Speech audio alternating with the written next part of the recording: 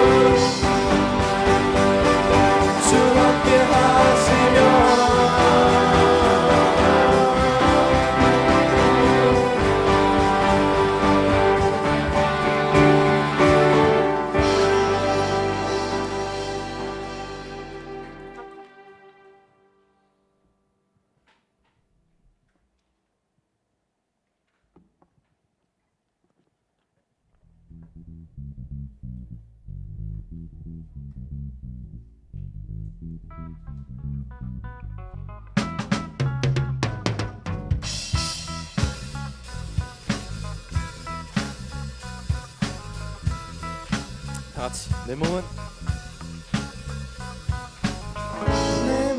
구주의 성전이니 예수의 밝은 빛 비추며 살리라.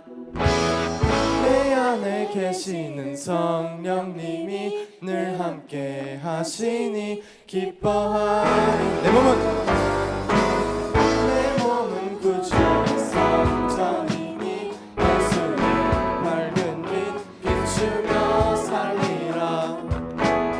내 안에 계시는 성령님이 늘 함께 하시니 기뻐하리.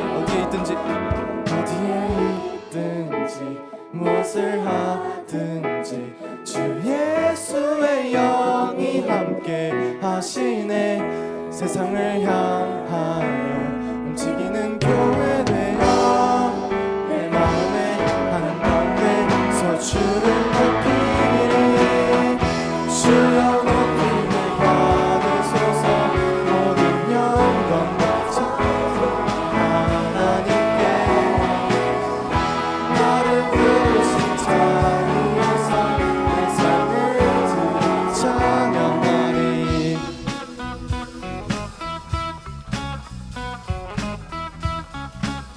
다시 내 몸은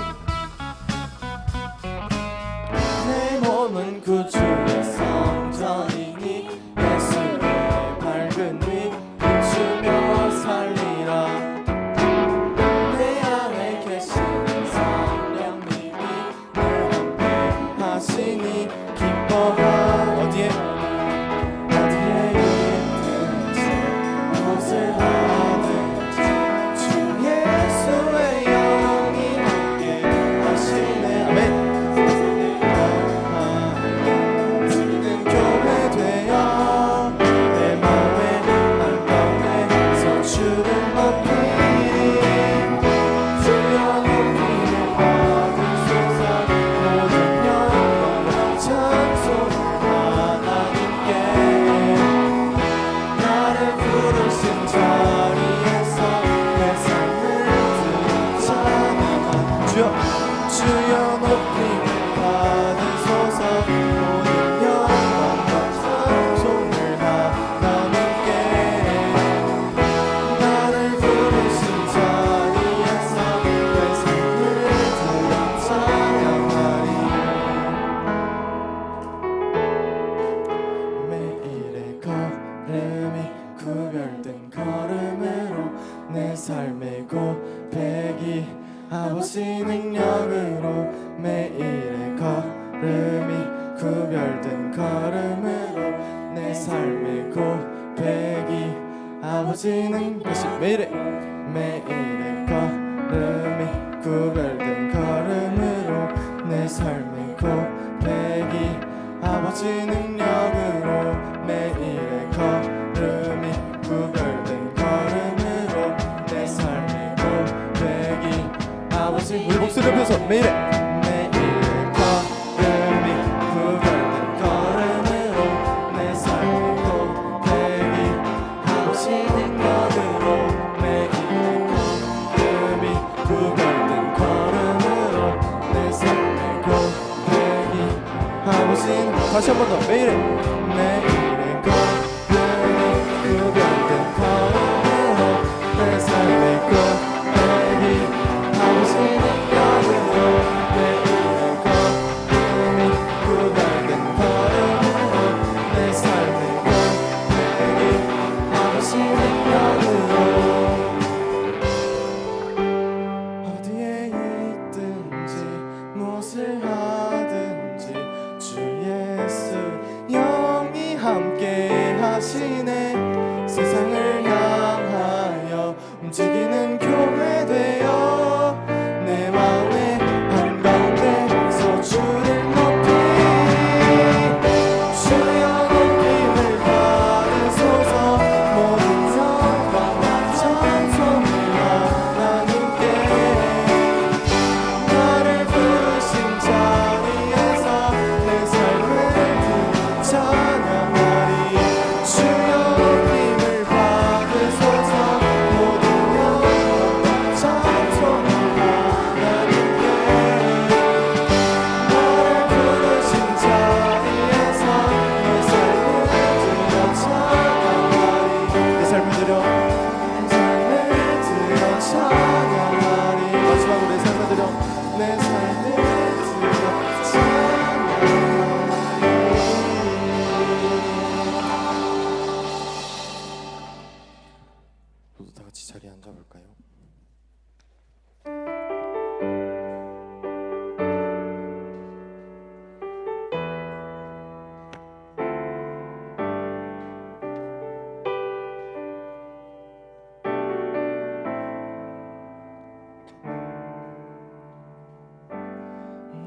사마리아에 가는 이유는 그곳에 울고 있었던 내가 있어서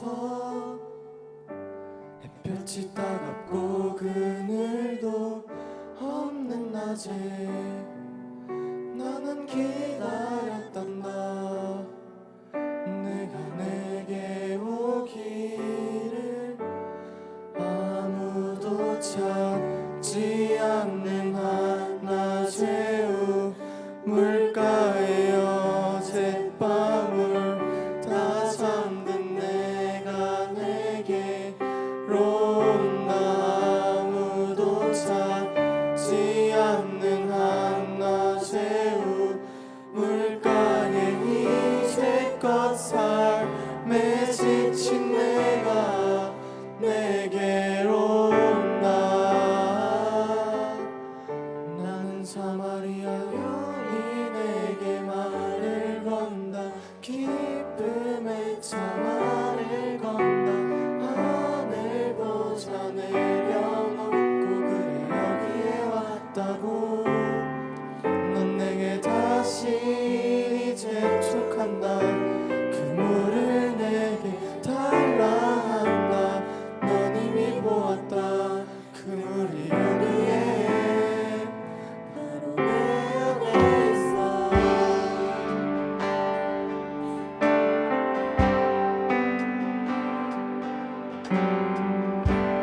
내가 사마리아에 가는 이유는 그곳에 울고 있었던 내가 있어서 햇빛이 따갑고 그늘도 없는 낮에 나는 기다렸단다.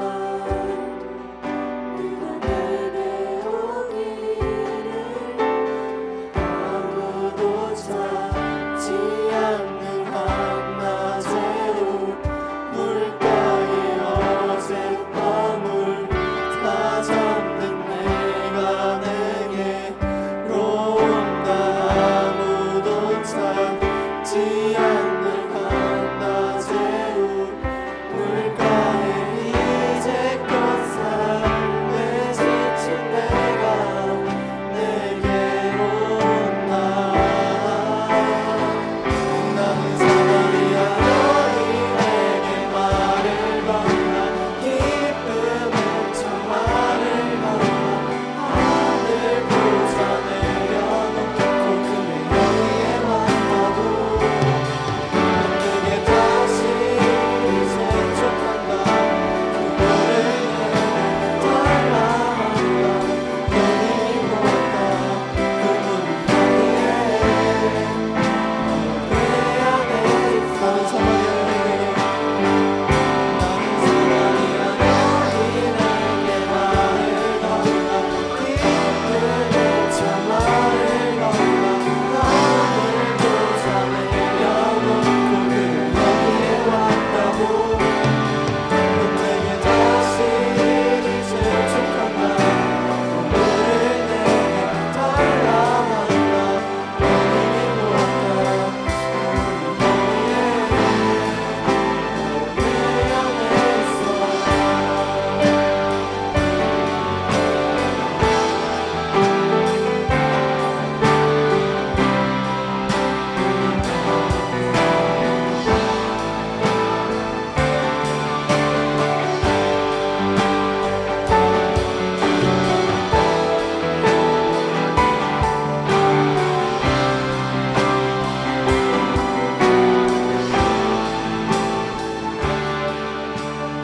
아무도 오지 않았던 내게 아무도 오지 않았던 내게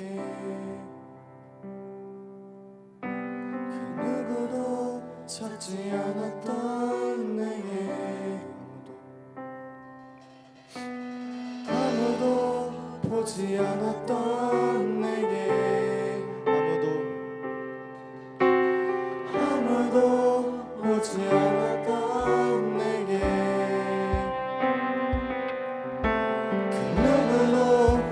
보지 않았던 내게 아무도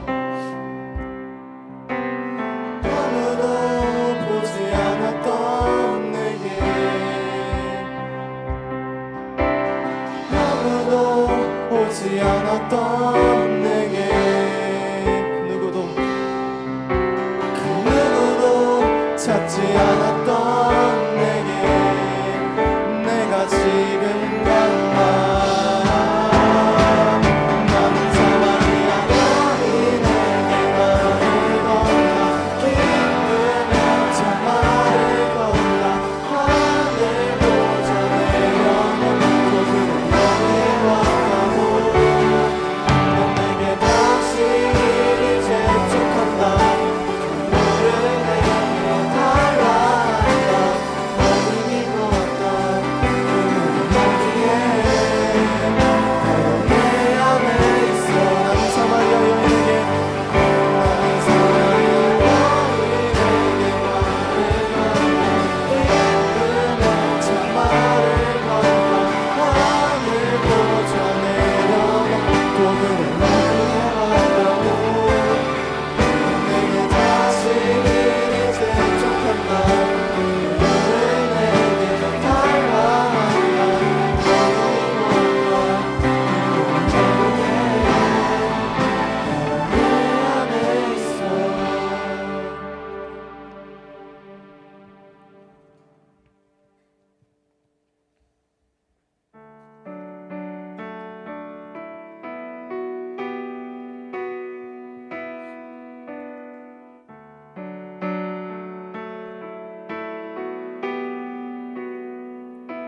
소망 없고 빛도 없는 어두운 세상을 하나님이 사랑하사 우리에게 오셨네. 예언하신 약속대로 말씀이 육신되어 하늘 영광 버리시고 이 땅으로 오셨네.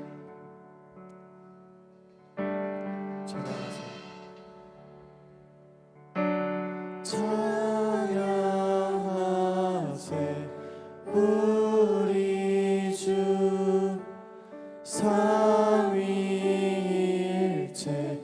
하나님 지극히 높으신 주 영원토록 찬양합니다.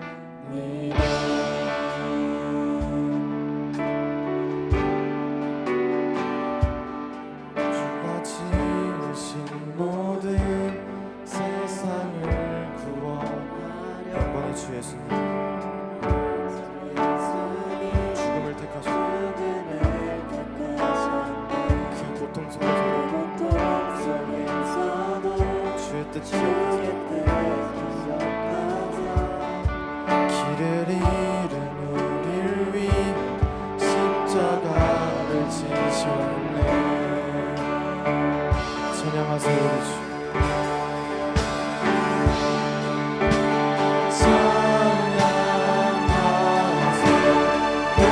우리 주.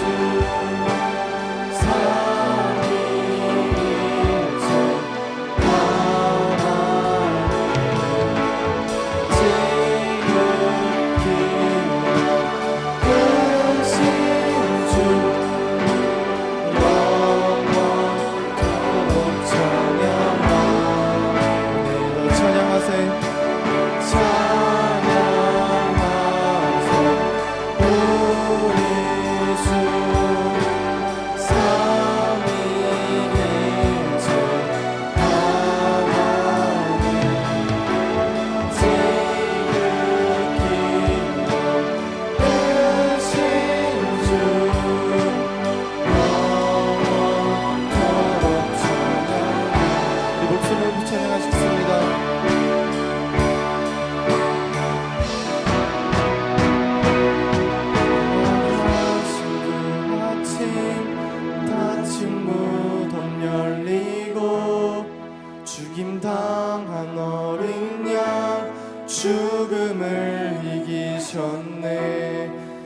생명의 길 되시는 그리스도를 통해 아버지께 오는 자 모두 회복되리라.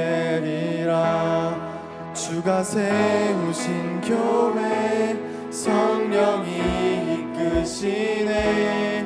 영원한 주의 복음 무너지지 않으리. 주의 보혈로 인해 나는 자유케 됐네. 예수의 사랑으로 새 생명을 얻었네.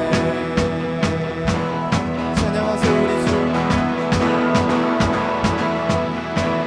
찬양하세요 우리 주. 삼위일체 하나님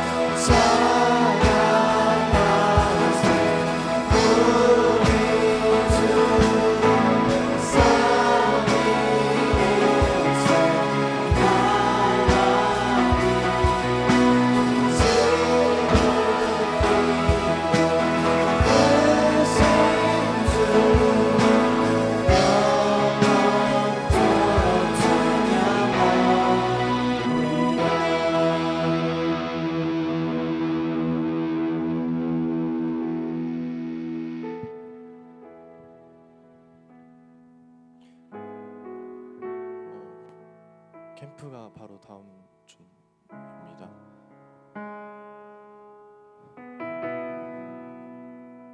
여러분 모세 아시죠?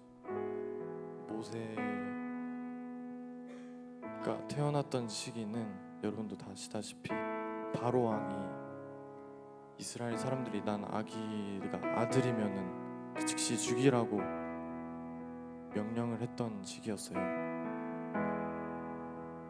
그 비참한 시기 속에서 그 모세를 갈대 상자에 담아서 강가에 띄웠습니다. 가족을 태어난 지 얼마 안 돼서 떠나게 되었고 갈대 상자에 태워서 혼자 강가에 띄워지게 됐어요.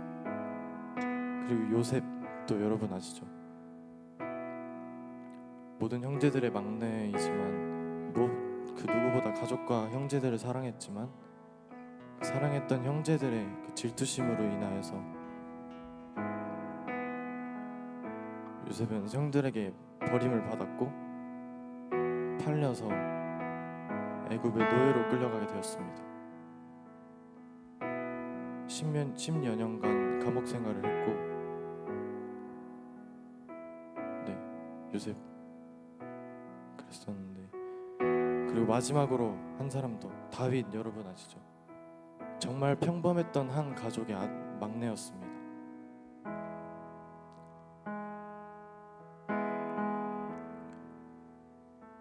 이 세 사람의 공통점이 무엇일까요?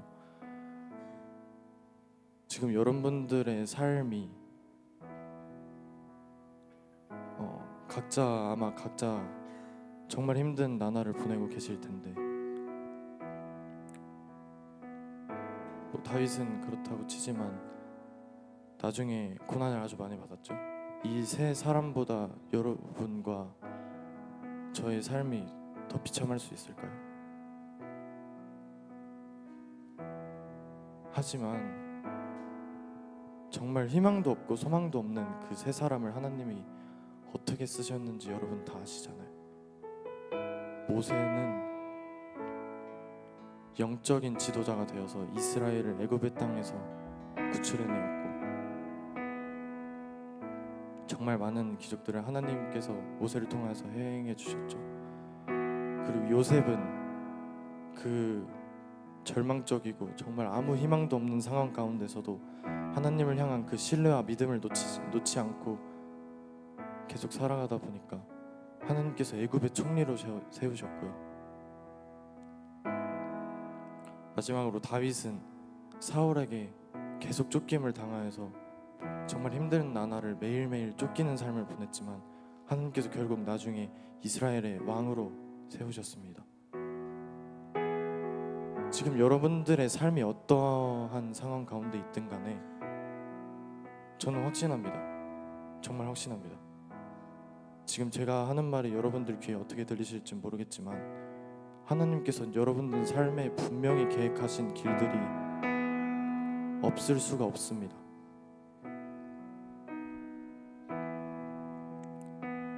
하지만 이걸 받아들이기가 쉽지가 않죠. 지금 내 삶의 상황은 이런데 앞이 잘 안 보이는데 많이 두려운데 앞으로 어떻게 살아갈지도 모르겠는데 저도 그래요. 하지만 아까 우리 찬양했듯이 하나님은 정말 크신 분이시고 우리를 그 누구보다 사랑하신 하나님은 우리를 위해서 하늘 영광을 버리고 하나님 아시잖아요 여러분 다 이름만 들어도 그 누구보다 높으신 하나님 그분이 하늘 영광을 버리시고 이 땅 가운데 오셔서 우리들을 너무 사랑하셔서 이 땅에 오셨는데 그 영광을 버리시고 이 하나님이 여러분들을 그렇게 냅두시겠어요? 저번 주에 조현호 목사님께서 말씀해 주셨듯이 여러분들은 지금 삶에서 연단의 과정 가운데 있는 겁니다. 여러분 꼭 이번 캠프에 나오셔서 좀 깨달으셨으면 좋겠습니다. 말 길게 해서 정말 죄송한데 지금 기도하실 때 딱 2가지만 가지고 기도했으면 좋겠어요. 하나님 제 삶 가운데 이러이러한 상황 가운데 저는 지금 살아가고 있습니다. 하나님 그치만 저는 주님을 신뢰하길 원합니다. 이 고백을 하기 싫은 친구들은 그냥 입으로라도 마음이 없더라도 그냥 입으로라도 고백해주세요. 하나님 저는 주님을 신뢰합니다. 하나님 제 삶을 이끌어주세요. 하나님께서 어떻게 이끌어주실진 저는 모르겠지만 하나님 제 마음 가운데 하나님을 갈망하는 마음과 신뢰하는 마음 부어주시고 아버지 하나님 앞에 순종하는 삶 살아갈 수 있도록 도와주시옵소서. 하나님 그리고 이번 캠프 가운데서 제가 은혜를 받길 원합니다. 하나님께서 어떠한 계획을 하셨든 간에 하나님 이번 캠프 가운데 저를 만나 주시옵소서. 다 같이 이러한 기도 제목으로 주님의 이름 한번 부르짖고 기도드리겠습니다. 주여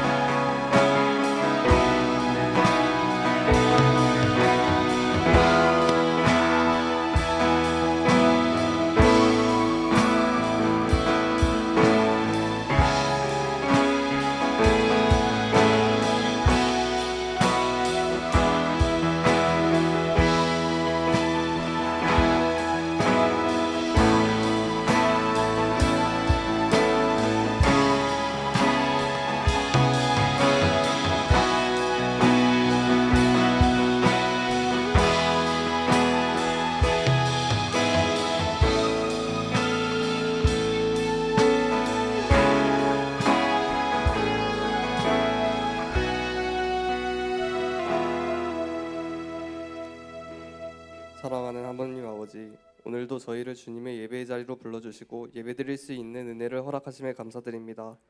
복잡하고 바쁜 일상 속에서도 하나님 앞에 찬양하고 기도할 수 있음이 얼마나 큰 축복인지 다시금 깨닫습니다. 이 시간 우리의 마음을 주님께 드리오니 기쁘게 받아주시고 주님만이 영광을 받아주세요. 주님, 저희는 주님을 사랑받으면서도 그 사랑을 잊고 살아갈 때가 많습니다. 기도보다 핸드폰을, 말씀보다 다른 즐거움을 더 가까이 했던 시간을 회개합니다. 주님을 알고 믿는다고 하면서도 여전히 말과 행동에서 주님의 향기가 나타나지 못했던 저희를 용서해 주세요. 이 시간에 저희가 우리의 죄를 비추게 하셔서 주님이 회개하고 돌이킬 수 있도록 도와주세요. 청소년부를 위해서 기도합니다.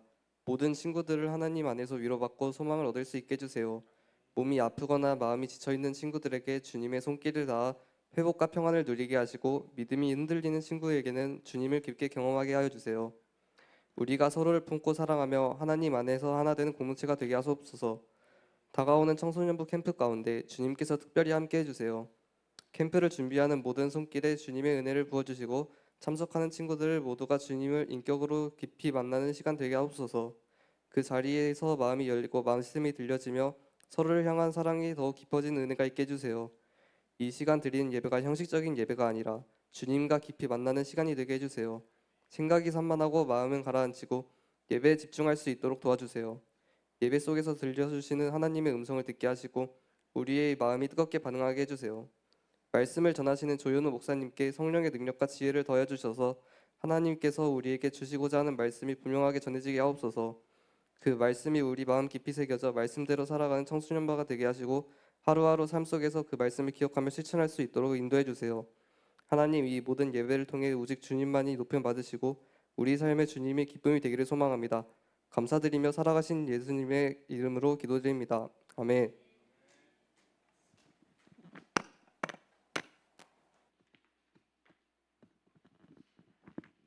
할렐루야. 오늘도 우리 귀한 우리 청소년부 예배 오신 여러분들 한 분 한 분 예수님의 이름으로 사랑하고 환영하고 축복합니다. 우리 옆에 계신 분하고 인사합시다. 우리 다음 주에 기도도 했지만 다음 주 캠프잖아요. 다음 주 이제 토요일 날 캠프이기 때문에 주일 날 여기서 예배가 없습니다. 그래서 캠프 안 오면 다음 주에는 우리가 못 봐요. 그래서 옆에 계신 분 친구하고 이렇게 인사합시다. 다음 주 캠프에서 보자. 전참하지?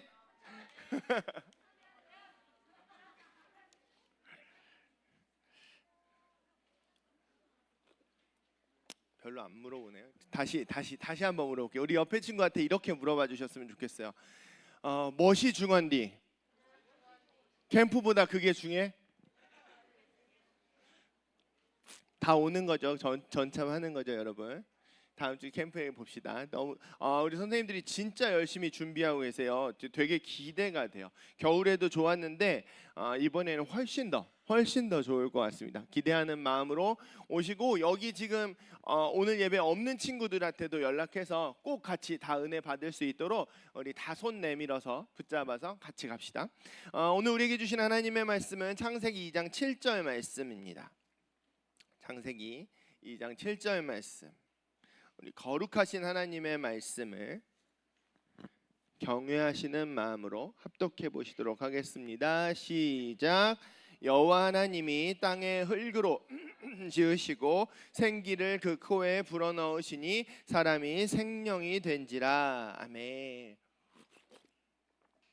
제가 올 한 해 여러분하고 성경에 나오는 가장 기본적이지만 굉장히 중요한 내용들을 나누고 있어요. 나누려고 해요. 그래서 지난주까지는 사실 주보에 보시면 알겠지만 주제가 뭐였냐면 하나님은 누구신가였어요. 그것들을 쭉 배웠고 오늘부터는 나는 누구인가라는 내용들을 쭉 이제 배우려고 해요. 사실 캠프도 이제 포함해서 그렇게 되는데 기독교는 종교가 아니다 이런 말 들어보신 적 있죠, 여러분? 기독교는 종교가 아니에요. 종교는 이런 의식이라든지 이런 뭐 글씨 자체, 율법 자체라든지 이런 것들이 중요하지만 기독교에선 그게 중요하지 않아요. 그게 핵심이 아니에요. 기독교의 핵심은 뭐냐면 하나님과 나와의 관계가 바르게 되어 있느냐, 이게 핵심이에요. 우리가 그러니까 기도를 얼마나 많이 하냐, 뭐 어떻게 크게 하냐, 이게 중요한 게 아니고, 이게 핵심이 아니고, 기도를 통해서 내가 하나님과 정말 관계를 맺고 있냐, 이 예배를 통해서 하나님과 정말 대화하고 있고 하나님의 임재를 누리고 나는 하나님께 영광을 올려드리고 하나님께서 주신 은혜를 받고 나는 감사의 찬송을 올려드리고 이 관계를 맺고 있냐, 이게 중요한 거예요. 기독교는 관계입니다. 관계. 종교가 아니에요. 하나님과 실질적인 관계, 보이지 않는 그분과 관계를 맺으면서 살아가는 거예요. 그런데 관계를 맺으려면 여러분 기본적으로 상대방에 대해서 바르게 알아야 관계를 맺을 수 있어요. 그래서 우리가 하나님은 누구신가에 대해서 배운 거예요. 우리가 뭐 배웠죠? 하나님은 창조주 하나님이세요. 모든 것의 주인이시고 주권자이시고 그리고 우리에게 복을 주시기 원하시는 우리의 하늘 아버지가 되시고 우리의 인생의 길을 모두 다 아셔서 완벽하게 세팅해 주신 가운데 우리를 연단의 길로, 훈련의 길로 인도하시지만 필요한 때에 가장 정확한 타이밍에 정확하게 우리에게 필요한 것들은 모두 다 예비해 주시고 책임져 주시는 여호와 일의 하나님, 그리고 또 그렇게 하실 수 있는 능력이 있으신 엘샤다이, 전능하신 하나님이라는 걸 우리가 배웠어요. 우리는 그런 분과 관계를 하는 거예요. 그런데 우리가 하나님을 믿는다고 하면서도 하나님이 계시는 건 아는 것 같은데 때로 우리가 하나님을 오해할 때가 있어요. 하나님이 나를 사랑하시지 않는 것 같아. 전능하신 것 같긴 한데 날 사랑하시지 않는 것 같아. 날 그냥 내버려 두는 것 같고, 내 마음을 모르는 것 같고, 내 마음에 관심이 없는 것 같고, 그렇게 오해할 때가 있어요. 반대로 하나님이 날 사랑하신다는 건 알겠는데 전능하시지 않은 것 같아. 문제가 더 커 보여. 하나님도 이 문제만큼은 어떻게 할 수 없을 것 같아. 그렇게 오해할 때가 있어요. 그러면 하나님과의 바른 관계가 맺어질 수가 없는 거예요. 그래서 우리가 하나님과 바른 관계를 맺는다고 할 때 하나님이 누구신지를 다 우리가 배웠던 내용들을 바르게 알고 여러분 믿는 게 중요합니다. 그래서 지난주까지 배웠고요. 이번 주부터는 나는 누구인가에 대해서 배울 거예요. 우리가 관계를 나눌 때 나를 바르게 이해하는 것도 되게 중요해요. 그래서 이번 주부터도 잘 들어주셨으면 좋겠습니다. 그래서 오늘은 이게 이제 그 하나님에 대한 이야기들을 신학에서는 신론이라고 하고요, 인간에 대한 이야기는 인간론이라고 해요. 오늘부터 인간론을 배울 건데 첫 번째 시간으로 하나님께서 우리 인간을 흙으로 지으셨다, 이거를 이제 배워보려고 해요. 여러분 혹시 한목적성이라는 말 들어보신 적 있습니까? 한목적성. 한목적성이 뭐죠? 오케이. 이게 이제 철학에서부터 뭐 산업 경영학까지 온통 다방면에서 쓰는 말이라서 이제 여러 가지 정의가 있을 수 있지만 아주 쉽게 말씀드리면 이런 거예요. 한목적성이 뭐냐면 어떤 물건을 만들 때 있잖아요. 만들 때는 그 물건을 만드는 목적에 따라서 그 물건의 재질, 재료, 형태, 크기, 무게, 가격까지 그 모든 성질들은 그 목적에 맞춰서 정해진다는 거예요. 예를 들어 우리가 휴대폰을 만드는데 휴대폰 떨어지면 깨지고 이런 거 싫잖아요. 그러니까 휴대폰을 튼튼하게 만들겠다고 쇳덩이로 만들 수 있을까요? 그러면 안 되겠죠. 왜? 이거는 휴대폰, 가지고 휴대하고 다닐 수 있는 핸드폰, 전화로 만든 건데 휴대폰이 튼튼하게 만든다고 10kg야. 옛날에 그런 거 있었어요. 휴대폰이 옛날에 되게 클 때 이렇게 막 어떤 할아버지가 이걸로 아령하시면서 애미야 나 핸드폰 바꿀 때가 된 것 같아 이런 거 있었는데 10kg야. 이 휴대할 수 있겠어요? 못하는 거예요. 그러니까 우리가 이 핸드폰을 아무리 튼튼하게 만들고 싶다고 해도 무거운 쇳덩이로는 만들 수가 없는 거야. 반대로 우리가 망치를 만들어야 되는데 이걸 예쁘게 만들고 싶어. 요새는 뭐든지 예쁜 게 중요하잖아요. 망치를 아주 예쁘게 만들고 싶어서 유리로 만들었어요. 그럼 그걸 망치라고 할 수 있어요? 아니죠. 그거는 못을 받기는커녕 파리도 못 잡을 거예요. 깨지면 사람은 잡을 수 있겠네. 유리로는 만들지 못하는 거예요. 망치를 만들 수가 없는 거예요. 그렇다고 반대로 이건 튼튼해야 되니까 이 세상에서 가장 단단한 다이아몬드로 만들어요? 그렇지 않죠. 망치라는 건 어떤 목적으로 만든 거예요? 어느 집에, 모든 집에 비치해 두면서 필요한 공구로 쓰여야 되기 때문에 망치를 만드는 데는 저렴한 쇳덩이가 딱인 거예요. 딱 그 목적에 따라서 그게 정해지는 거란 말이에요. 재료가. 그러니까 한목적성, 그 물건을 만든 목적이 무엇이냐에 따라서 재료, 크기, 형태, 가격, 모든 성질들은 다 그 목적에 부합하게 만드는 거예요. 또 그 물건이 만들어진 목적이 무엇이냐에 따라서 그거를 목적에 부합하게 사용해야만 그것이 최고의 가치를 발휘할 수 있는 거죠. 사용하는 것도 마찬가지인 거예요. 만들 때도 그렇지만 예를 들어 이 휴대폰이 뭐예요? 스마트폰. 이 스마트폰은 전화뿐만이 아니라 여러 가지 이제 스마트한 기능들을 쓰기 위해서 그렇게 만든 거 아닙니까? 그리고 이렇게 비싼 거 아니에요? 그런데 이 스마트폰을 가지고 못을 박으려고 해. 못이 박히겠어요? 당연히 안 박히죠. 이거 깨지고 버려야 돼요. 100만 원짜리, 200만 원짜리인데 못 한 번만 박으면 버려야 돼요. 아니면 라면 받침대로 써. 내가 라면 먹는데 여기 받침대로 쓰고 여기다 냄비를 올려놓고 라면을 먹고 있어. 라면이 입으로 들어갈까요? 들어가지 않. 이거 다 고장 나고 없어요. 그렇게 사용할 수가 없는 거예요. 그러니까 어떤 만들어진 물건은 그 목적에 부합하게 사용해야 최고의 가치를 발휘할 수가 있는 거예요. 인간도 역시 마찬가지입니다. 인간도요, 우리가 괜히 이렇게 이런 모양, 이런 형태, 언어를 사용하고 이런 성질들을 가지고 만들어진 게 아니에요. 우리를 만드신 분은 최고의 마스터신데 그분이 정확하게 인간을 만드신 목적에 맞게 이 형태, 재료, 성질 모든 것들은 딱 정확하게 만드신 거예요.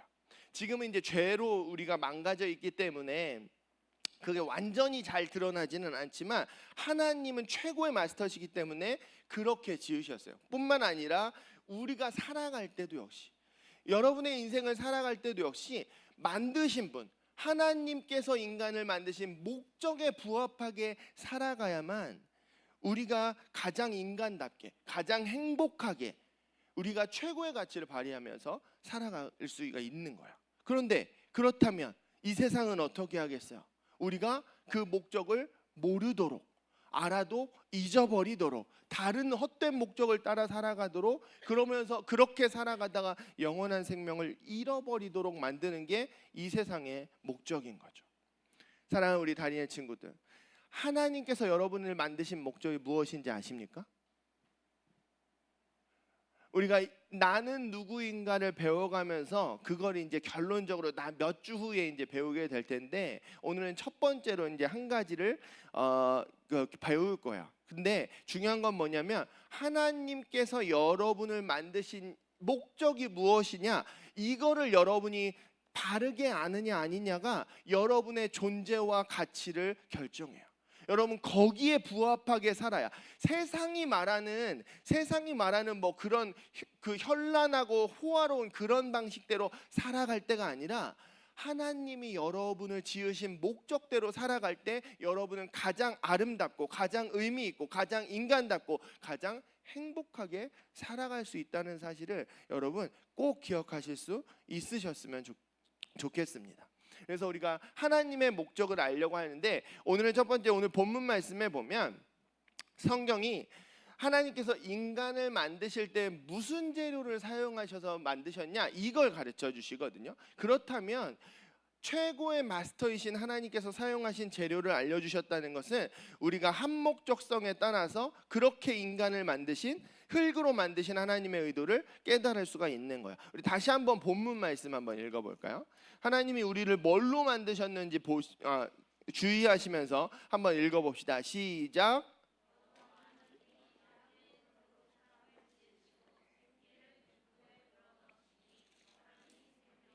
아멘. 하나님께서 인간을 뭘로 지으셨어요? 땅의 흙으로 지으셨어요. 땅의 흙으로. 이거 지금 우리 몸의 구성 성분은 흙하고 많이 달라요. 많이 다르기 때문에 성경이 가르쳐 주시지 않으셨으면 우리가 알 수 없는 거예요. 뭐 그건 이상한 게 아니죠. 무에서 유를, 이 온 세상을 창조하신 분인데 뭐 흙으로 이런 구성 성분을 만드시는 건 전혀 뭐 기적조차 아니죠. 근데 우리가 알 수 없는 걸 알려주신 이유가 있는 거예요. 왜? 하나님께서 흙으로 만드셨다는 걸 왜 알려주셨냐면 하나님께서 우리를 지으신 목적에 대한 힌트를 알려주시려고 이거를 알려주시고 계신 거예요. 하나님께서 인간을 만드실 때 사용하실 수 있는 수많은 재료들이 있었어요. 이미 지구를 다 창조해 놓으셨거든요. 다 있었어요. 모든 재료들이 다 있어서 우리를 아름답게 만드시고 싶었다면 아름다운 꽃으로 만들으셨을 수도 있을 것 같아요. 여러분은 꽃으로 만들었다고 생각해 보세요. 얼마나 아름답고 향기가 날까요? 아니면 뭐 반짝반짝 빛나는 보석으로 만드실 수도 있어요. 아니면 단단하고 강하게 만들고 싶다 이러면 뭐 쇠덩이라든지 좀 가볍고 튼튼한 카본 소재 뭐 이런 걸로 만드실 수도 있었는데, 하나님께서 그 수많은 재료들 중에 유독 땅의 흙으로 인간을 만드셨다, 그거 한 가지 재료를 딱 알려주셨단 말이에요. 왜 그런가? 흙이 어떤 특성을 가졌는지를 알면 하나님께서 우리 인간을 지으신 목적이 뭔지를 조금 알 수가 있게 되기 때문에 그래요. 여러분 흙이 어떤 특징을 가지고 있는지 아세요? 제가 오늘 4가지를 나눌 건데 여러분 한번 잘 들어보셨으면 좋겠어요. 그 특징을 보면 하나님이 인간의 일 지으신 목적을 알 수 있다는 걸 기억하시고 들으시면 좋겠어요. 흙에는 4가지 특징이 있는데 제일 먼저 흙은 생명을 내는 특징이 있어요. 땅에서는 생명이 나와요. 그렇죠. 근데 창세기에 보면 이게 되게 기가 막히게 기록이 되어 있어요. 성경 쓰신 분들 보시면 창세기 1장 11절에 보시면 하나님께서 셋째 날에 땅을 지으셨는데 거기서 땅이 각종 채소와 나무들을 내라 이렇게 하셨어요. 그러니까 하나님이 채소와 나무들을 직접 만드셨다 이렇게 말하지 않고 땅이 내도록 명령하셨다. 근데 진짜 그렇게 냈고 하나님 보시기에 좋았다. 이렇게 나와 있단 말이에요. 땅이 생명을 내도록 하셨어요. 근데 2장 5절 오늘 본문 조금 앞에 보시면 여기에 다 채소들이 있었는데 2장 5절 말씀 한번 읽어볼까요? 2장 5절입니다. 시작. 땅을 갈 사람도 없었으므로 들에는 초목이 아직 없었고 밭에는 채소가 나지 아니하였으며. 그러니까 여기 산과 들에는 다 이제 나무도 있고 채소들도 있었는데 논과 밭, 농경지에는 지금 땅이 없었다는 거야. 근데 왜 없었대요? 사람이 없어서 없었대요. 그러니까 하나님이 사람을 지으신 이유가 이 땅에서 생명을 내길 원하셔서 사람을 지으셨다는 걸 여기서 가르쳐 주시는 거예요. 그러니까 하나님께서는 인간이 다른 이들과 이 세상에 서로에게 생명을 내어주는 삶, 생명을 나누어주는 삶을 살길 원하셨던 거예요. 여러분 이 자연의 생태계에 대해서 배우셨죠? 학교에서 배우시죠? 이 생태계가 얼마나 놀라운지 아십니까? 요새 뭐 무슨 뭐 챗GPT 뭐 AI들이 놀랍다고 하지만요, 이 생태계의 정교함과 이 아름다운 영광에 비하면 아무것도 아니에요. 수많은 식물과 동물과 곤충과 새와 그 수많은 것들이 너무나 완벽하게 조화를 이루면서 질서를 유지하는데 그것들이 또 순환을 해요. 죽으면 땅으로 갔다가 다시 태어나고 이게 순환을 해요. 너무나 정교한 시스템으로 되어 있어요. 보면 볼수록 신비롭습니다. 그런데 그 생태계 시스템의 출발점이 어디냐면 땅이에요. 땅의 흙이에요. 만약 땅의 흙이 생명을 내지 않으면 동물들이 어떻게 살아갈 수 있겠어요? 이 생태계가 멈추는 거예요. 거기서 시작되는 거예요. 땅의 흙이 생명을 내는 거. 그래서 땅은 생명의 기반인 거예요. 그러니까 하나님께서 땅의 흙으로 인간을 지으셨다는 것은 우리가 이 세상의 생명의 기반, 서로에게 생명을 내어주는 삶을 살길 원하셨다는 것을, 그 목적을 알 수 있는 거죠. 우리가 생명을 내어주는 게 뭐예요? 거창하게 가지 않아도 괜찮아요. 생명을 내어준다는 거는 그냥 배고픈 자에게 먹을 것을 주고, 이 생명을 내어주는 거예요. 목마른 자에게 마실 것을 주고. 여러분 이거 뭐 기억나지 않습니까? 우리 그 복음 배울 때 맨 마지막에 최후의 심판의 기준이었잖아요. 마태복음 25장에 나오는 양과 염소들을 나누는 기준이 굶주린 자에게 먹을 것을 주고 죽은 자에게 마실 것을 주고, 이게 이제 생명을 내어주는 삶인데, 이게 모든 인간의 영원한 운명을 결정짓는 그 최후의 심판의 기준이란 얘기는 뭐냐면 처음부터 하나님께서 인간을 지신 목적 자체가 이거였다는 거예요. 생명을 내어주는 삶. 그래서 우리가 복음의 결론, 모든 그리스도인들의 유일한 삶의 방향이 여러분 뭐였는지 기억하세요? 유일한 존재의 방식, 플레로마. 하나님께서 나에게 주신 것을 누군가에게 나누어서 그를 회복시키는 것. 이게 생명을 내어주는 삶, 플레로마의 삶. 하나님께서 우리를 지으신 목적인 거예요. 그러니까 이 세상은 어때요? 밖으로 흘려보내지 않고 안으로 내 것에 집중하면서 살아가게 만드는 거죠. 사소한 건 내어줄 수 있어요. 중요한 건 내어주지 못해요. 흘려보낼 수 없어요. 나를 위해 움켜쥐어야 돼요. 그런 삶의 방향, 그런 존재의 방식은 천국의 방향과 정반대이기 때문에 그 인생의 끝에 예수님이 안 계신 거예요. 그런 인생들의 마지막에 예수님과 함께 할 수가 없는 거죠. 안타까운 건 뭐냐면 교회에 다닌다고 하는 사람들조차 그런 방향일 수 있다는 거예요. 하나님 날 복 주시고 날 회복시켜 주시고 내가 신앙이 좋아야 되고 내가 잘하는 것이 중요한 거야. 내가 복음이라고 하죠. 내가 복음. 그럼 내가 복음은 성경의 방향과 정반대이기 때문에 교회를 다니는데 그리스도인답진 않아요. 삶의 자리에서 복음의 능력이 나타나진 않아요. 교회가 교회답지가 않은 거예요. 생동력은 잃어버리는 거예요. 방향이 달라서 그런 거예요. 그래서 제가 그 복음 그리고 겨울 캠프 하면서 결론으로 여러분들께 도전했던 게 이런 거였어요. 여러분 이건 꼭 기억하셔야 돼요.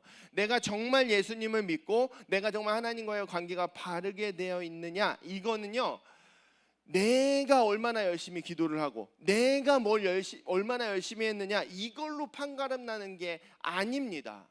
그걸로 판가름 나면 바리새인들이 최고로 믿음이 좋은 사람이었어요. 근데 아니에요. 예수님 그렇지 않다고 혼내셨어요. 내가 예수님을 믿고 있느냐, 이 믿음의 증거는 내가 하나님께 받은 사랑과 생명을 흘려보내서 회복시킨 누군가, 작은 거라도 회복시킨 그 사람, 예수님 말씀하신 열매, 그 열매로 우리가 좋은 나무인지 나쁜 나무인지를 아는 거예요. 그게 그 열매가 내 믿음의 증거인 거예요. 하나님께서 우리를 땅의 흙으로 지으셨잖아요. 근데 땅 중에 생명이 나지 않는 땅을 황무지라고 해요. 황무지. 여러분 한번 잘 진지하게 점검해 보셨으면 좋겠습니다. 나는 지금 나의 생명을 내어주면서 사랑을 흘려보내면서 열매를 맺고 있는 삶을 살고 있는지, 나로 인해 조그만 회복이라도 경험하는 누군가가 있는지, 아니면 내가 나를 위해서 정말 열심히 살고 뜨겁게 노력하고 있지만 생명은 전혀 나지 않는 황무지처럼 살고 있지는 않은지, 그 척박한 삶을 살고 있지는 않은지 여러분 이 시간 하나님 앞에서 진지하게 그리고 정직하게 점검해 보실 수 있으셨으면 좋겠습니다. 흙은 생명을 내요. 우리도 생명을 흘려보내야 돼요. 두 번째, 흙은 사랑입니다. 사랑. 이게 무슨 말? 흙이 사랑이냐는 게 무슨 말이냐면, 여러분 사람들이 옛날에 이제 난지도 이런 거 있었죠. 사람들이 쓰레기를 땅에다 매립을 하죠. 모든 동물들은 땅에다가 배변 활동을 해요. 그렇죠? 그리고 흙은 그것을 조금도 마다하지 않고 다 받습니다. 만약에 사람들이 쓰레기를 버리고 있는데, 아니면 뭐 강아지가 여기서 이렇게 배변 활동을 이렇게 하고 있는데 땅이 갑자기 막 흔들리고 막 갈라지면서 아이 똥 좀 그만 싸, 더러워 죽겠네 이러면서 막 땅이 갈라지고 그러면 큰일 나겠죠. 그렇지 않고 그걸 다 받아주고 품어주기 때문에 우리가 이 땅 위에서 살 수 있는 거예요. 그렇지 않고 이걸 다 우리한테 뱉어내면 우리 땅 위에서 살 수가 없어요. 화성 가서 살아야죠. 근데 중요한 건 뭐냐면, 땅이 그 많은 쓰레기들과 오물들 그런 것들을 다 품어내면서 자기가 더러워지잖아요. 근데 거기서 끝나는 게 아니에요. 거기서 더러워지면서 끝나는 게 아니고 그걸 분해해서 정화시켜버려요. 순환을 시켜버려요. 그게 땅의 신비입니다. 사실은 그게 사랑의 신비예요. 생명의 근원이 되는 진짜 사랑이죠. 여러분 사랑이 뭐예요? 사랑. 이 사랑은요, 세상이 말하는 것처럼 그냥 마음이 만나면 기분 좋아지는 좋은 사람들끼리 끼리끼리 만나서 즐겁게 사는 거, 그 진짜 사랑 아니에요. 세상이 말하는 사랑이에요. 혹은 여기 예쁜 여학생들을 바라보면서 잘생긴 오빠들을 보면서 심장이 콩닥거리고 도파민이 분출되고 설레는 감정이 생기는 거, 진짜 사랑 아니에요. 대부분 나의 욕구와 욕망이죠. 진짜 사랑 아니에요. 진짜 사랑은 감정이 아니라 존재 방식이다, 이렇게 말씀드렸죠. 이 세상을 정화시키는 숭고한 능력이에요. 사랑은 깨어진 관계를 회복시키거든요. 사랑은 절망 가운데 있는 사람을 회복시키거든요. 그렇게 죄로 망가진 이 세상을 하나님의 나라로 회복시켜가는 것이, 확장해가는 것이 하나님께서 우리에게 명령하시고 목적하신 진짜 사랑이에요. 근데 이것도 역시 세상은 계속 속이죠. 가짜 사랑을 하도록, 진짜 사랑하지 못하도록 계속해서 우리를 속이는 거예요. 여러분 우리 지난 겨울 캠프에 예수님께서 3계명 주셨는데, 그 3계명을 주신 대상들에 대해서 우리 배웠잖아요. 그 사람들이 어떤 사람들이었어요? 안 맞고 성질이 안 맞고 미워하고 싸울 수밖에 없는 그런 사람들, 고작 12명 안에 딱 그렇게 다 모아두시고는 내가 너희를 위해서 십자가에서 죽은 것처럼 너희도 서로 사랑해. 그러면 너희들이 뭐 그렇게 뭘 하지 않아도 그거 하면, 다른 거 없어도, 멋진 건물 없어도, 멋진 찬양 멜로디 없어도 그거 하면 이 세상이 너희가 내 제자라는 거, 예수님의 제자라는 거를 세상이 알게 될 거야. 그렇게 말씀하셨어요. 그게 핵심인 거야. 그 사랑이 핵심인 거야. 그런데 그래서 그리고 그 사랑이 실제로 구현되어서 폭발되어서 2000년이 지난 지금까지 수많은 놀라운 사랑의 역사들과 기적들을 통해서 복음이 여기까지 흘러넘친 거죠. 그런데 우리가 그렇게 서로 사랑한다고 할 때 우리가 그 사랑은요, 우아하게 사람들이 원하는 것처럼 내 손에 물 한 방울도 안 묻히고 그렇게 할 수 있는 게 아니에요. 사랑은 그렇게 할 수 있는 게 아니에요. 사랑은 대가를 치러줘야 되는 거야. 어떤 대가요? 상대방이 괜찮을 때도 있지만 어떨 때는 나한테 쓰레기를 던져요. 그걸 품어내는 거죠. 때로는 나한테 노상방뇨를 할 때도 있어요. 그것도 용납해 주는 거예요. 오래 참으면서 그렇게 생명의 대가를 치러주면서 상대방을 사랑할 때 나는 더러워지면서 상대방을 정화시키는 사랑을 할 때 그때 그 사람이 새 생명을 얻게 되는 진짜 사랑을 경험하는 거죠. 사실은 예수님께 우리가 그런 사랑을 받은 거 아닙니까? 우리가 예수님께 얼마나 많은 쓰레기와 얼마나 많은 오물들과 얼마나 많은 반역과 거짓과 죄들을 예수님께 던져버렸어요. 예수님 그거 다 참아주시면서 우리를 끝까지 사랑하셨잖아요. 우리가 그런 사랑을 받았어요. 이제 우리가 그걸 흘려보내야 되는 거예요. 나는 그런 사랑 못해. 내가 어떻게 예수님 다 했는데 그렇게. 물론 나는 할 수 없어요. 근데 여러분 요거는 좀 잘 기억하셔야 돼요. 나는 할 수 없어요. 근데 나를 통해서 예수님의 사랑이 흘러갈 수는 있어요. 여러분이 사랑하려고 하면 안 돼요. 100발100중 실패합니다. 그런데 예수님의 사랑이 나를 통해서 나는 그냥 그렇게 통로처럼 흙의 강이 흘러가는 것처럼 그렇게 통로가 될 때 여러분을 통해서 예수님의 사랑이 흘러갈 수 있게 되는 거예요. 하나님께서 우리가 그렇게 살아가길 원하십니다.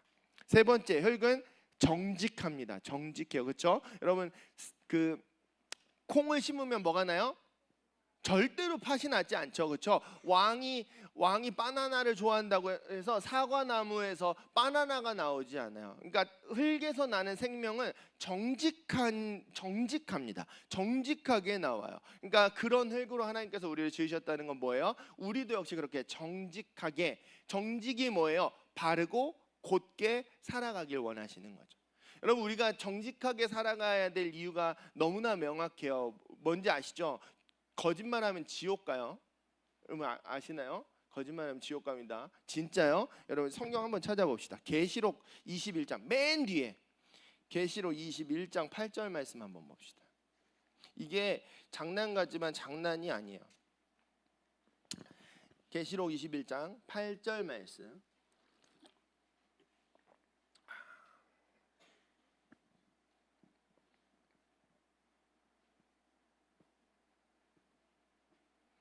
잠깐만, 이 말씀이 아닌가 봐요.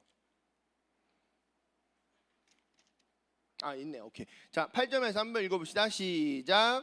그러나 두려워하는 자들과 믿지 아니하는 자들과 흉악한 자들과 살인자들과 음행하는 자들과 점술가들과 우상숭배자들과 거짓말하는 모든 자들은 불과 유황으로 타는 못에 던져지리니 이것이 둘째 사망의 이름입니다. 이건 영원한 형벌을 말하는 거예요. 거짓말하는 자들은 영원한 형벌에 처해져요. 이거는 말 한마디, 행위 하나를 말하는 게 아니에요. 삶 자체를 말하는 거예요. 뭐냐면 여러분 하나님께는 우리가 속일 수가 없어요. 이 세상은 사람한테 안 들키면 괜찮다고 생각하잖아요. 그렇지 않아요. 하나님께서 모든 것을 보세요. 그리고 모든 것, 사람들에 대해 갖춰진 것도 다 드러내서 심판하십니다. 그래서 우리는 정직해야 되는 거야. 물론 우리가 죄를 지었을 때 회개하면 돼요. 회개. 근데 우리가 그럴 때가 있어요. 하나님이 마치 모실 수 없는 것처럼 회개조차 않고 내가 하나님 앞에 숨길 수 있는 것처럼 그러는 죄들이 있어요. 여러분 거짓말하면 지옥 갑니다. 그래서 하나님께서 사람을 두려워하지 말고 하나님을 두려워하라고 말씀하셨어요. 마지막으로 흙은 인간이 원하는 도구가 됩니다. 이게 제일 중요한데 시간이 너무 많이 갔네요. 여러분 도자기 체험 같은 거 해본 적 있어요? 도자기 체험. 문제 있죠? 하다못해 학교에서 찰흙으로 뭐라도 만든 적이 있잖아요. 근데 흙으로 이렇게 도자기 같은 거 만드는 거잖아요. 그렇게 인간이요 수천 년 동안 흙으로 정말 많은 것들을 만들어 왔어요. 그릇을 만들기도 하고 집을 만들기도 하고요. 조각상을 만들기도 하고 정말 많이 만들어요. 근데 흙은 어떤 순간에도 인간이 그렇게 흙을 빚어내는 어떤 순간에도 자기 주장을 하지가 않습니다. 인간이 자기를 이용해서 어떤 도구를 만들든지 그대로 순종합니다. 그리고 충실히 그 역할을 감당해냅니다. 그렇죠? 그릇으로 만들어졌으면 그릇으로, 집으로 지었으면 집의 역할을 충실히 묵묵하게 감당해요. 하나님께서 그런 흙으로 우리 인간을 만드셨다는 것은 우리도 역시 나의 삶을 내 뜻, 내가 원하는 것, 나의 결정대로 이끌어가는 것이 아니라 하나님의 도구, 진리의 도구로 그렇게 살아가길 원한다는 것을 우리가 알 수 있는 거예요. 성경의 매우 중요한 핵심 중에 하나는 누가 왕이냐예요. 누가 왕이냐. 여러분 한번 잘 생각해 보십시오. 여러분의 인생의 주인, 여러분의 왕은 누구입니까? 우리가 캠프 때 더 자세하게 배우겠지만 모든 사람에게는 두 가지 옵션이 있어요. 두 가지 중에 하나예요. 하나는 하나님이 왕이시냐 아니면 내가 왕이냐예요. 둘 중에 하나밖에 없어요.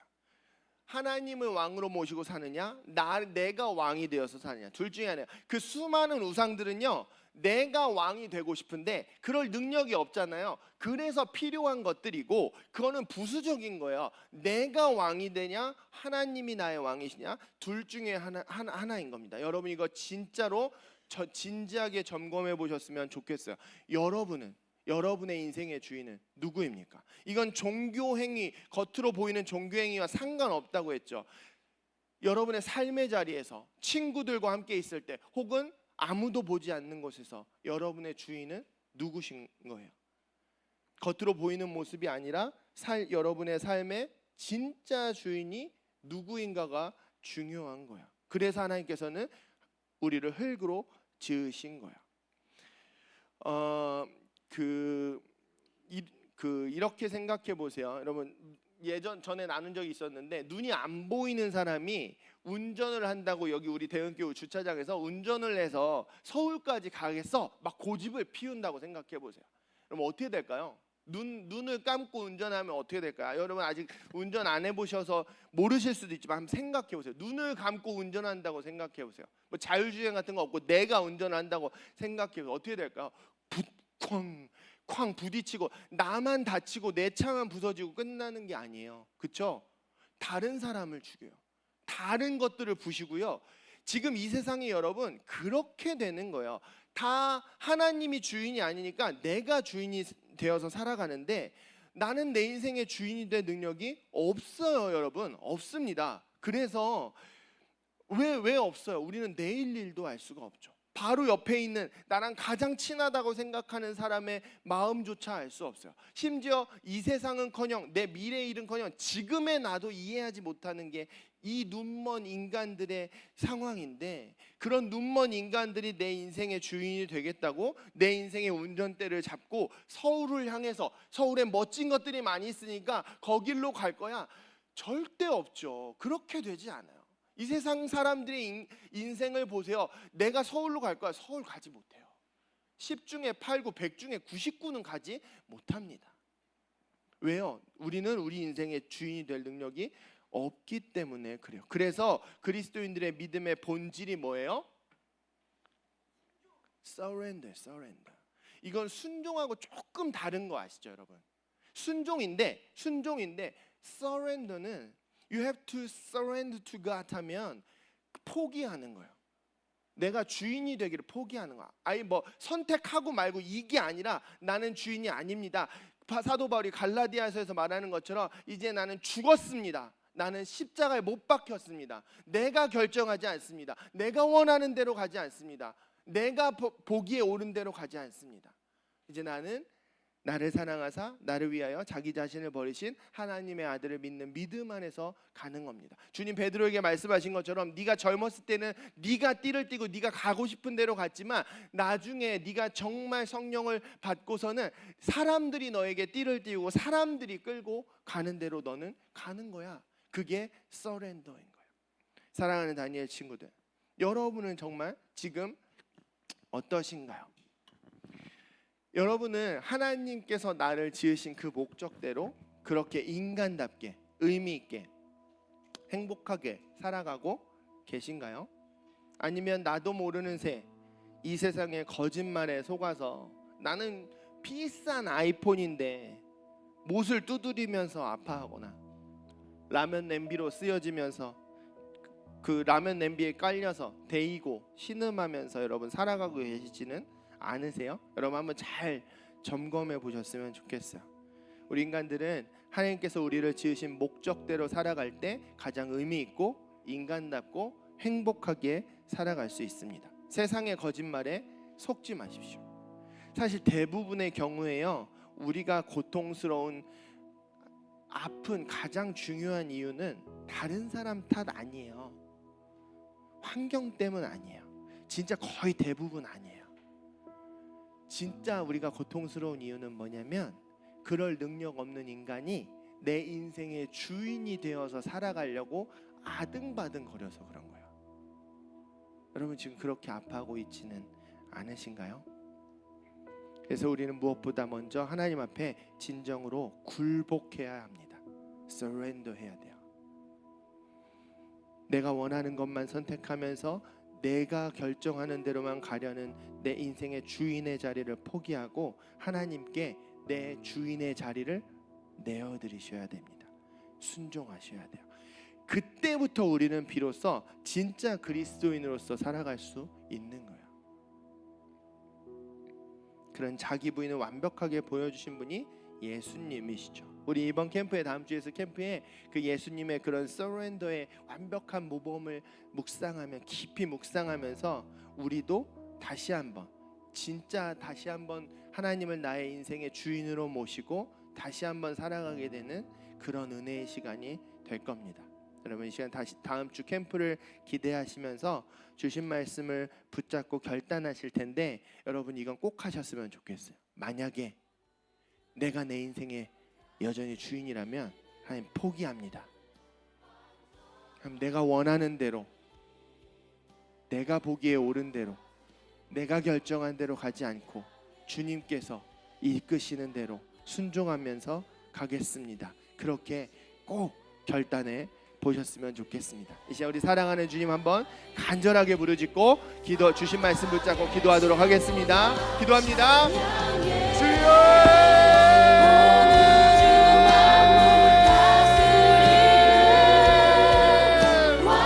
여러분 하나님 우리 사랑하는 다니엘 친구들 한 사람 한 사람을 시간 존귀하신 주님의 이름으로 축복하며 기도하오니 성령 하나님께서 친히 이 시간 말씀하여 주시고 깨닫게 하여 주시고 무엇보다 하나님 예수님을 따르려거든 누구든지 예수님을 따르려거든 자기를 부인하고 자기 십자가를 지고 따라야 한다고 말씀하셨습니다. 하나님 여전히 우리가 교회에 다니고 하나님을 믿는다고 하면서도 여전히 내가 나의 인생의 주인이 되고 싶어하고 하나님처럼 되게 하고 싶어하고 내가 결정하고 내가 원하지 않는 것은 거절하고 내가 원하는 것들만 행하고 하나님 그렇게 내가 주인이 되어 살아가는 아버지 하나님 그런 교만의 모습들을 하나님 내어버리고 하나님의 본체이시만 이 땅에 자기 형체를 비우시고 내려오신 그 주님의 그 겸허한 순종을 주님의 그 케노시소를 아버지 하나님 그 주님의 굴복하심을 하나님 이 시간 결단하며 그렇게 살아가기 원합니다. 우리의 삶의 모든 것이 그 시점부터 하나님 달라지는 것들을 경험하기 원합니다.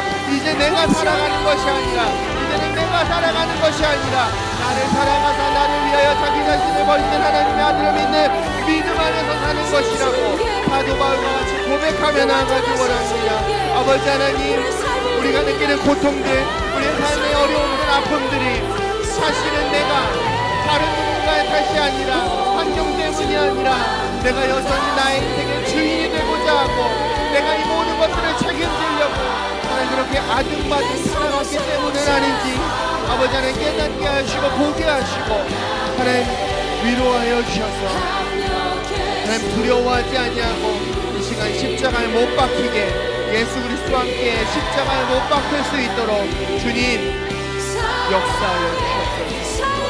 나는 이제 그리스도와 함께 십자가에 못 박혔습니다. 나는 죽습니다.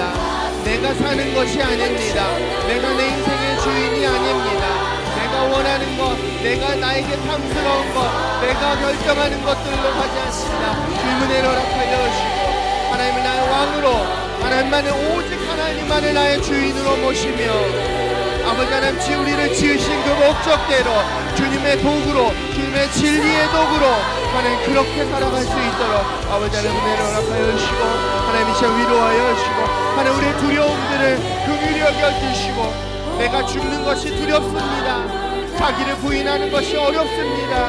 하나님 그렇지만 하나님 우리의 믿음의 연약함들을 도와주시고 아버지 하나님 우리가 이 시간 온전하게 하나님 앞에 굴복할 수 있는 은혜를 허락하여 주시옵소서. 주님 사랑합니다.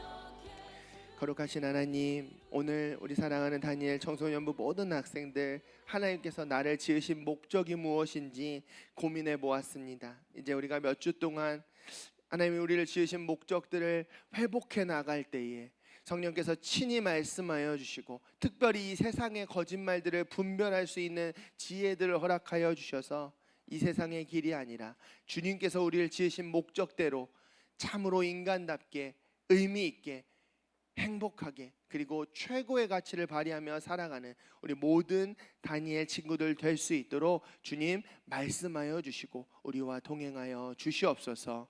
이제는 우리 주 예수 그리스도의 구원하신 은혜와 아버지 하나님의 그 크신 다함 없으신 사랑하심과 성령의 위로하시고 교통하심이 이제는 나는 그리스도와 함께 죽었고 이제 내가 사는 것이 아니요 내 안에 그리스도께서 사는 것이라 고백하는 그렇게 믿음의 결단으로 삶의 자리로 돌아가는 우리 모든 다니엘 친구들과 교사들 가운데 이제부터 영원토록 함께 하시옵기를 예수님의 이름으로 간절히 축원하옵나이다. 아멘. 시작할게요. 하나, 둘, 셋.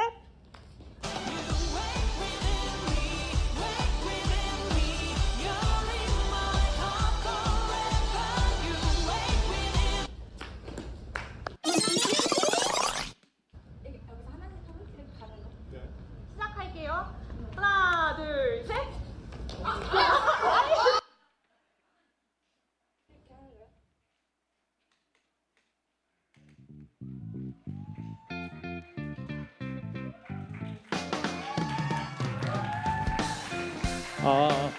네. 여러분 안녕하세요. 네, 이번 캠프를 준비한 임찬영 선생님이고요. 저희가 다음 주에 뭐가 있죠? 네, 여러분 기대하는 마음으로 오실 거라고 확인하면서 제가 중요한 광고 몇 가지만 안내드리겠습니다. 다음 주는 캠프 때문에 주일날 예배가 없어요. 그래서 캠프 안 오시는 친구들은 대예배를 드리시길 부탁드리겠습니다. 그리고 다음 주 토요일날 선교센터 3층으로 9시 반까지 오셔야 됩니다. 아시겠죠? 10시 반에 버스가 출발하는데 그 이후에 오는 친구들은 알아서 캠프장으로 오셔야 돼요. 아시겠죠? 몇 시까지 오셔야 된다고요? 네, 9시 반까지 꼭 오시고 그 다음에 캠프 아직 납부 안 한 친구들은 다 캠프장 올 때 캠프비 5만 원 꼭 들고 9시 반까지 와주시면 될 것 같아요. 아시겠죠? 네, 그리고 그 중간에 저희가 뭐 학원이나 이런 일로 못 오는 친구들을 위해서 주일날 오전 9시에 캠프장으로 오는 차가 한 번 있어요. 그래서 선교센터 1층으로 오시면 강희선 집사님이 차량을 운행을 해주실 거예요. 그러니까 만약에 캠프를 참여하고 싶은데 못 오는 친구들은 주일날 오전 9시 선교센터 1층으로 오시면 됩니다. 아시겠죠?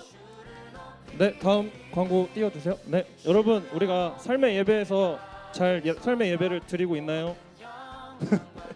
여러분 우리가 PRS를 해야 되는 이유가 뭔지 알고 계시죠? 알고 계시죠? 네, 우리 여러분 PRS 열심히 해주시고 네, 다음 광고 띄워주세요. 네, 우리 말씀 읽고 끝내겠습니다.